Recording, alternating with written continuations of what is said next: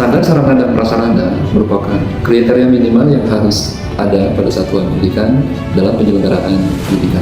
Nah, sedangkan sarana itu merupakan segala sesuatu yang dapat dipakai sebagai alat dan perlengkapan dalam mencapai tujuan pembelajaran. Selamat siang teman-teman, kembali lagi bersama saya Andra Alfa Firmansyah sebagai pembawa liputan mengenai 17 poin SDGs. Nah, kali ini kita akan membahas tentang poin keempat, yaitu pendidikan berkualitas.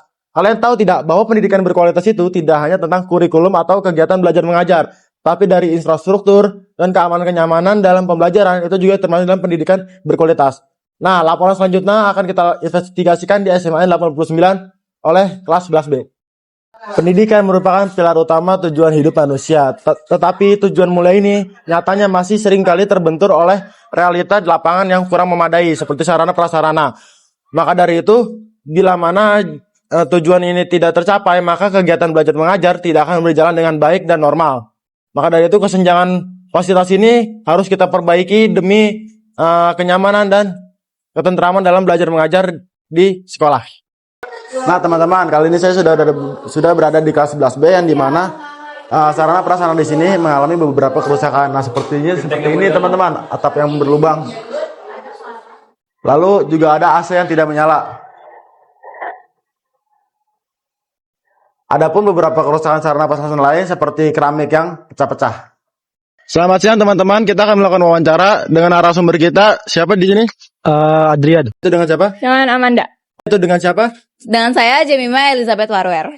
Perkenalkan, nama saya Reha Maulana. Saya merupakan bagian dari siswa kelas 11B.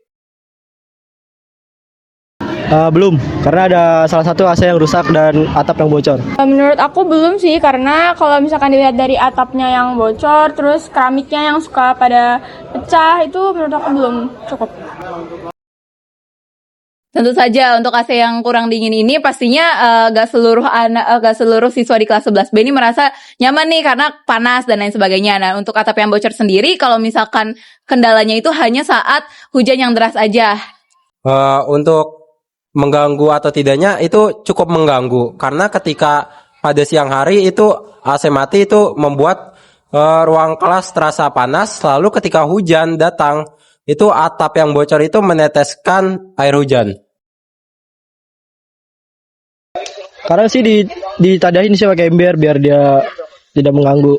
Paling kita cuma taruh ember aja sih di bawahnya biar airnya tuh nggak nyiprat kemana-mana. Untuk itu kami hanya bisa untuk mengirimkan aspirasi. Juga kita sudah ada solusi memberitahu kepada wakil kepala sekolah bidang sarana dan prasarana. Solusi yang dapat saya berikan itu kita mengumpulkan aspirasi dari kelas 11B, lalu kita sampaikan ke wakil sarana dan prasarana di SMA Negeri 89 Jakarta. Oke, terima kasih ya atas pertanyaannya. Memang nih kelas 11B ini adalah kelas yang spesial. Soalnya itu kelasnya berada di lantai 3 dan paling ujung. Ya, sebenarnya fasilitasnya sih sudah memadai. Hanya saja kita menanti dana di TW berikutnya supaya diperbaiki plafon yang bolong, kemudian sama AC bagian belakang itu tidak proper, nggak layak untuk di kelas. Maksudnya dinginnya itu nggak terlalu dingin, ya kan? Kalau plafon yaitu menunggu TW berikutnya, TW 3, ya. Oke, terima kasih. Nah teman-teman, segitulah investigasi yang dapat kita lakukan. Adapun beberapa pandangan dari teman-teman kelas 11B dan dari pihak sekolah. Dapat kita simpulkan bahwa sarana prasarana dan infrastruktur itu mempengaruhi kegiatan belajar dan mengajar. Nah dari kita sendiri itu mempunyai harapan kepada pihak sekolah agar kelas kita dapat diperbaiki dengan normal dan bisa digunakan kembali dengan nyaman demi mewujudkan pendidikan yang berkualitas. Saya Andra Alfa Firmansyah dan tim dari kelompok 5 izin pamit. Wassalamualaikum warahmatullahi wabarakatuh. Selamat siang, Mem. Ada jedanya. Mem nggak jawab. Ya kan?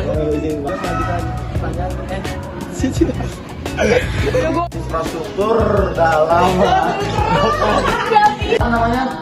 Kenalkan, nama saya Reha Maulana.